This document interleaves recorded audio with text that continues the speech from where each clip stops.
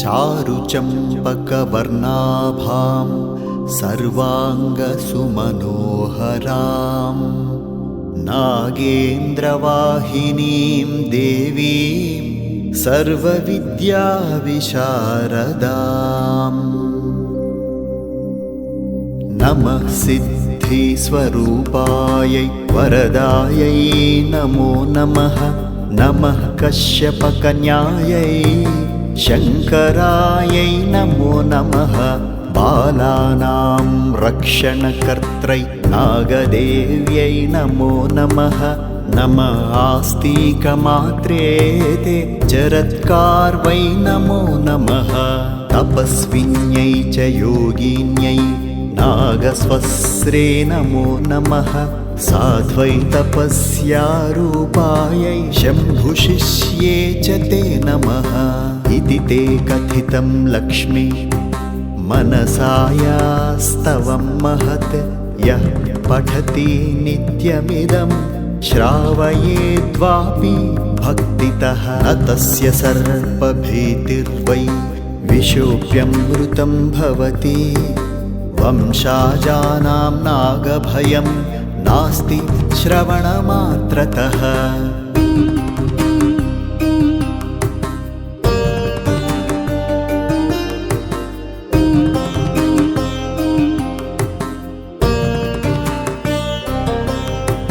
नमः सिद्धिस्वरूपायै वरदायै नमो नमः।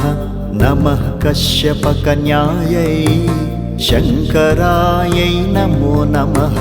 बालानां रक्षणकर्त्रै नागदेव्यै नमो नमः। नमः आस्तिकमात्रे ते जरत्कार्वै नमो नमः। तपस्विन्यै च योगिन्यै नागस्वस्रे नमो नमः। साध्वै तपस्यारूपायै शम्भुशिष्ये च ते नमः।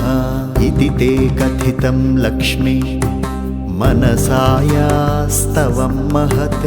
यः पठति नित्यमिदं श्रावयेद्वापि भक्तितः। तस्य सर्पभीतिर्वै विशोप्यमृतं भवति। वंशाजानां नागभयं नास्ति श्रवणमात्रतः।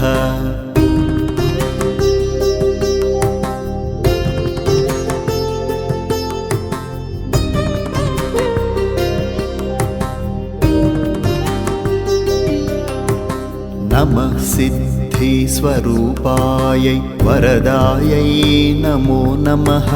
नमः कश्यपकन्यायै शङ्करायै नमो नमः। बालानां रक्षणकर्त्रै नागदेव्यै नमो नमः। नमः आस्तिकमात्रे ते जरत्कार्वै नमो नमः। तपस्विन्यै च योगिन्यै नागस्वस्रे नमो नमः। साध्वै तपस्यारूपायै शम्भुशिष्ये च ते नमः। इति ते कथितं लक्ष्मी मनसायास्तवं महत्। यः पठति नित्यमिदं श्रावयेद्वापि भक्तितः। तस्य सर्पभीतिर्वै विशोप्यमृतं भवति। वंशाजानां नागभयं नास्ति श्रवणमात्रतः।